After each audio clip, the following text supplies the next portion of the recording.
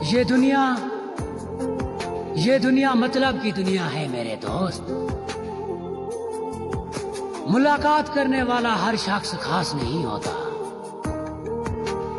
जो मुश्किल वक्त में साथ छोड़ जाए, जख्मी ऐसे दोस्त पर एतबार नहीं करता। जिससे भी मिलो सोच समझ कर मिलना मेरे दोस्त, क्योंकि दुश्मन कभी वार करने से नहीं डरता। हम इतना कमजोर नहीं जो किसी की सोच से रुक जाए। बलोच जब मैदान में कदम रखता है तो दुश्मन भी खौफ से हमारे पैरों में पड़ जाता है। एक कर छोड़ते गए वफाओं की जंग में हम बेकसूर हो गए। हयाती हो गए तेरी। कुछ नजारे ऐसे मिले जंगीर, अब तो हम मौत से भी दूर हो गए। काम नहीं दुश्मन।